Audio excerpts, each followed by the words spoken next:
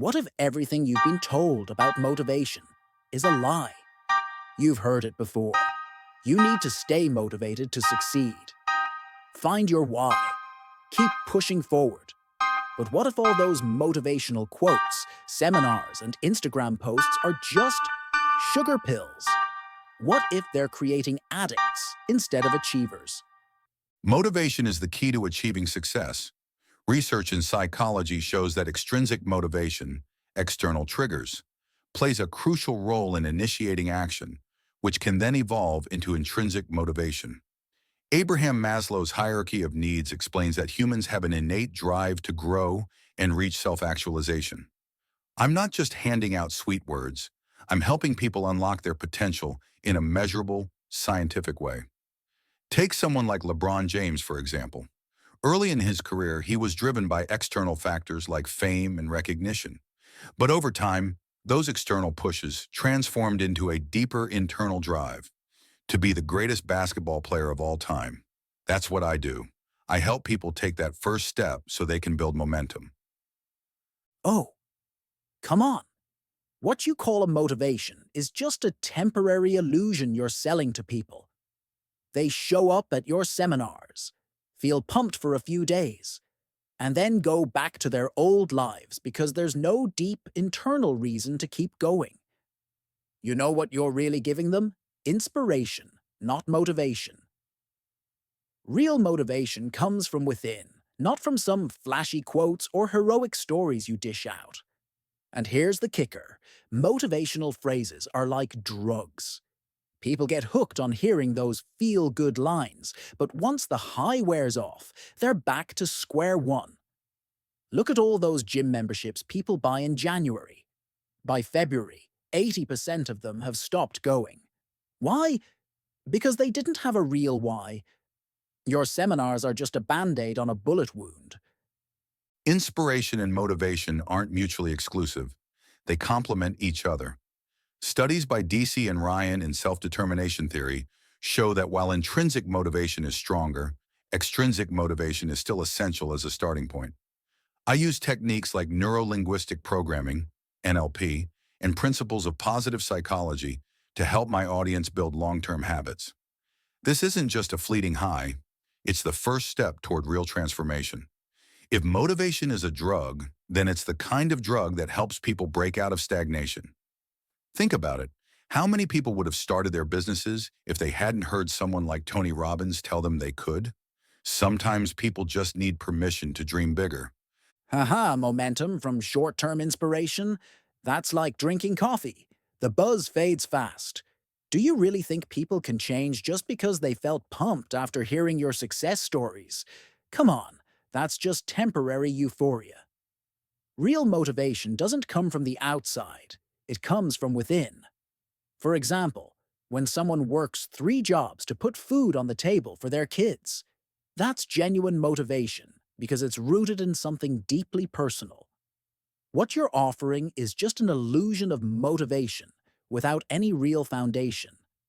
Besides, if motivation is a drug, why do people keep needing new doses from you? Doesn't that mean they're not getting better, but actually getting weaker? You're creating addicts, not achievers. You're dead wrong if you think extrinsic motivation doesn't have long-term effects. In sports, for instance, top athletes often start their journeys because of external pushes, social recognition, rewards, or pressure from coaches. Over time, those external pushes transform into intrinsic motivation. Take Serena Williams, for example. She started playing tennis because her father pushed her to succeed. But as she grew, her motivation became deeply personal, to prove herself as the best in the world. I help people build a bridge between external triggers and internal drive. Without that initial push, many wouldn't even get started. If motivation is a drug, then it's the kind that gets them out of their comfort zones and moving forward. So what should people who feel stuck in life do? Should they just sit around waiting for some internal motivation to magically appear? Sometimes people need external help to find direction, and that's what you claim to do. Help them find reasons to get up and act. Exactly. And that's why my approach is so scientific. I use data from human behavior studies to design programs that don't just give a temporary boost, but also build long-term habits.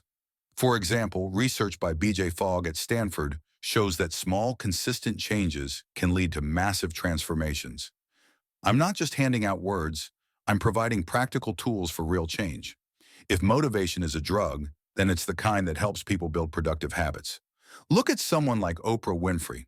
She didn't start with some grand internal vision. She started because someone gave her a microphone and told her she had potential. Now look where she is today. It's not about whether they feel excited, it's about whether that excitement lasts. Inspiration might make people sprint for a while, but only internal motivation can keep them running when they're tired. You're selling the illusion that motivation can be handed out from the outside. But in reality, it's something they need to find within themselves. But hey, who am I to stop you from selling dreams? After all, the world needs entertainment too, right? Just don't forget that the drug you're peddling might make them feel better temporarily, but it doesn't fix the root problem. Take those fitness influencers on Instagram, for example. People see their perfect bodies and feel inspired to hit the gym. But when they realize it takes years of discipline, not just a motivational quote, they quit. You're setting them up for failure. You're being way too pessimistic. The world needs people like me to help others see their potential. If everyone thought like you, no one would ever take the first step. They need a push, and I'm there to give it to them. Look at Steve Jobs. He didn't just wake up one day and decide to revolutionize technology. He was inspired by others, by ideas, by possibilities. And that's what I do. I plant the seeds of possibility. Whether they water those seeds is up to them. And I'm here to remind them that external pushes will never be enough. You can give them a spark, but if they don't have their own firewood, the flame will die out. So, who's really helping? And who's just selling an illusion? Take the story of Thomas Edison. He didn't need a motivational speaker to invent the light bulb. He had a burning desire inside him, a mission to change the world. That's the difference between your audience and true achievers. Your audience claps, cheers, and feels good for a moment. But do they really change?